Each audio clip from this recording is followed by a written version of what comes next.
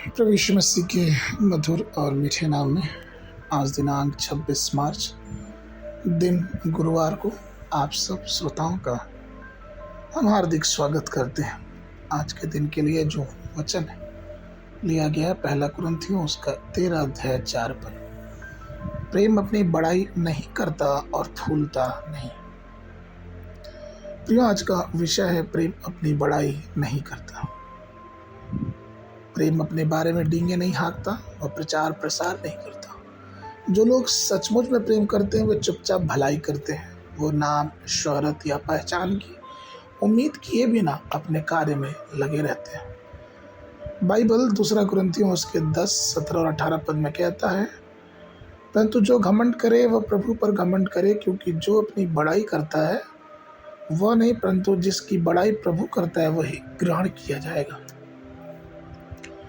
प्रिय, हमारे प्रभु यीशु मसीह का जीवन हमारे लिए एक पद चिन्ह के बराबर है।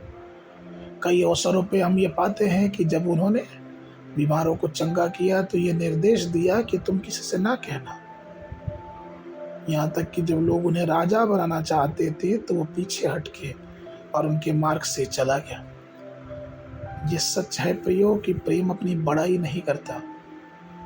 वह प्रेम ही है जिसके कारण परमेश्वर मनुष्य रूप धर के हम पापियों को बचाने के लिए इस धरती पे आया।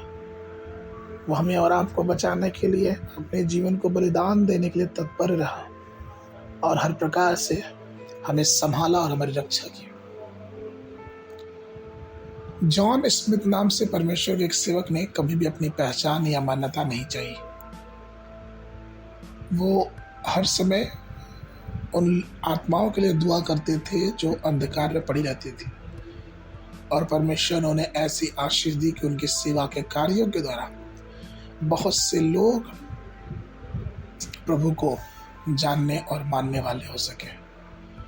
जिसने सचमुच में परमेश्वर के प्रेम को चखा है, उनके हृदय में उन आत्माओं के लिए एक बोझ रहता है जो विनाश की ओर जा रही है, क्योंकि सच्चा प्रेम कभी भी अपनी बड़ाई नहीं चाहता।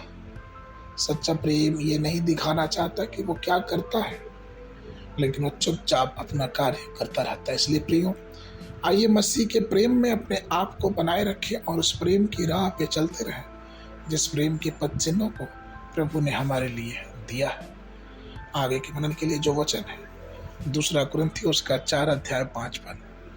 क्योंकि हम अपने को नहीं परंतु मसीह यीशु को प्रचार करते हैं कि वह प्रभु है, और अपने विषय में यह कहते हैं कि हम यीशु के कारण तुम्हारे सेवक हैं। बाइबल अध्ययन के लिए सुबह के समय यहोशू की पुस्तक उसका 22, 23 और 24 अध्याय, संध्या के समय लुका रचित सुसमाचार उसका 3 अध्याय। परमेश्वर आप सबको आशीष देवे।